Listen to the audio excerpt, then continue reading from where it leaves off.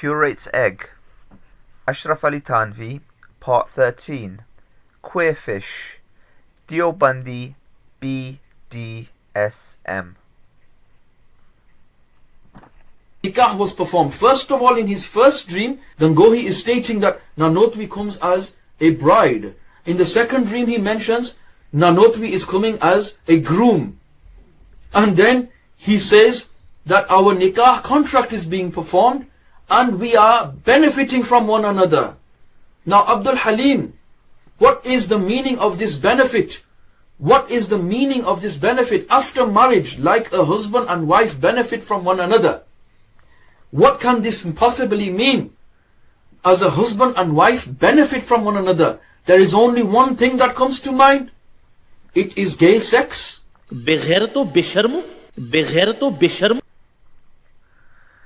A little context here.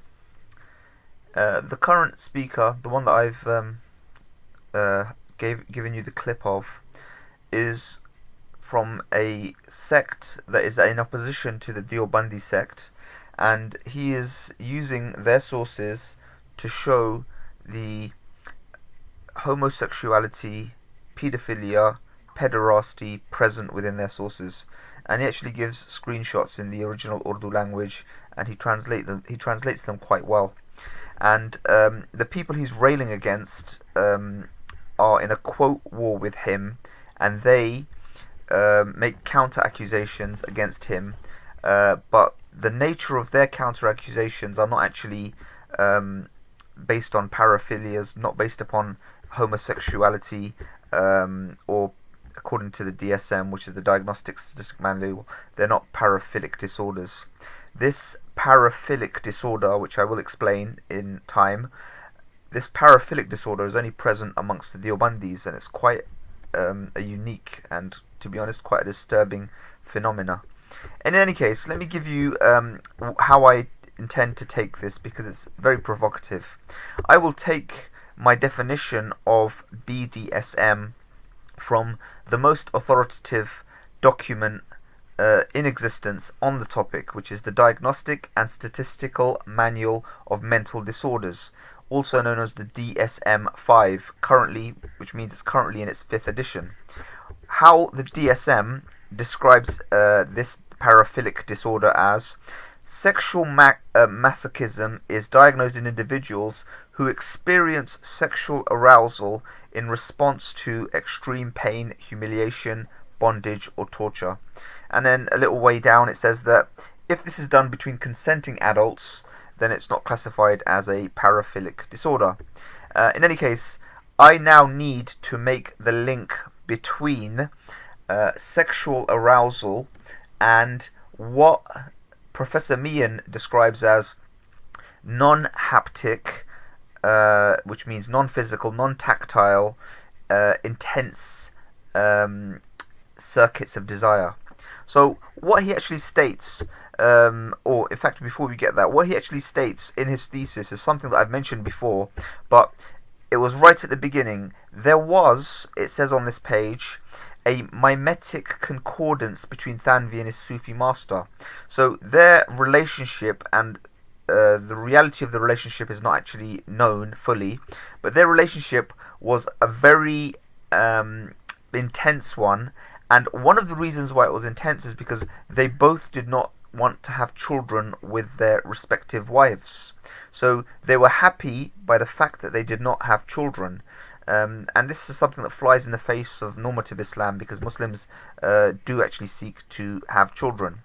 But here we have a statement, and it talks about volumes of correspondence documenting intense circuits of attachment and intimacy between Thanvi and his disciples. And this includes extramarital heterosexual desire, homoerotic desire for youths, and as I'll prove in a upcoming video, this is known as pederasty, which is aggressive predation on young children, among other species of fantasy. So this is what Mian describes it as: circuits of desire that are homoerotic, desire for youths, and extramarital heterosexual desire. Then there's this instance which talks about poetry, and as always, pause it, read it, absorb it, and come to your own conclusion. Mian says, this form of intimacy bordered on eros, but stopped short of becoming erotic. It was a heartfelt attachment between two persons that did not necessarily materialize into haptic communion. This form of intimacy can be called a queer desire, an ineffable pursuit of passion. So he describes it as a queer desire, and that's why I've called this title Queer Fish. But I will argue that this was actually haptic. There was actually strong indications that there was haptic union.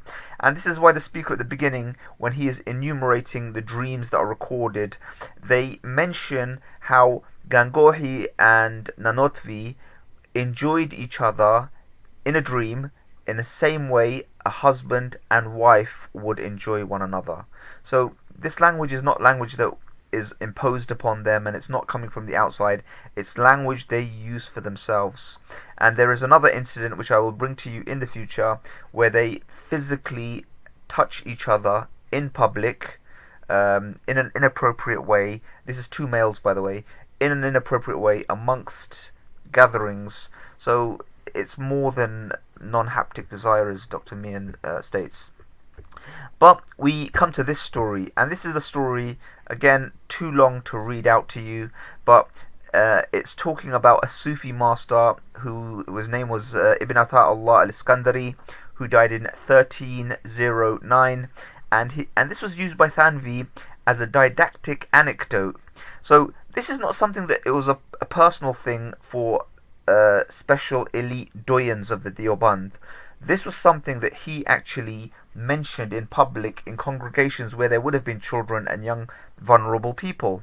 The thing that I want to focus upon is the statement that says, the lover was so absorbed in sacrificing his body at the altar of passion that he forgot the physical pain caused by these scores of lashes. However, when his beloved left the scene of punishment, the lover came back to his bodily sensations and shrieked from the pain of the final blow. Again, this was taught to people in public. This perfectly fits with the BDSM definition in DSM-5 under category paraphilic disorders. This is a sexual arousal in response to extreme pain, humiliation, bondage, or torture. Now, I am actually imposing that meaning when I say it's sexual pleasure, but taken as a whole, taken as the statements of them having tactile relations, them not wanting to seek to have children, them having intense forms of homoerotic desire for youths, the incident and the story that I will enumerate coming up that talks about Ashraf Ali Thanvi not permitting young boys into his scriptorium. These things all point towards one thing, and that is inappropriate relationship with young children and paraphilic relationships with between humans. The final thing that I'll mention is the source for this, where I get it from, is actually Thanvi's works himself. And the book mentioned is Khutbat-i Hakim al-Ummat, 2939, and you can look at the bibliography to find out exactly which book in whichever, and you can read it in whichever language you wish. That's enough for BDSM. Now I will move on to paedophilia / pederasty, and then homosexuality. Stay tuned for many more parts.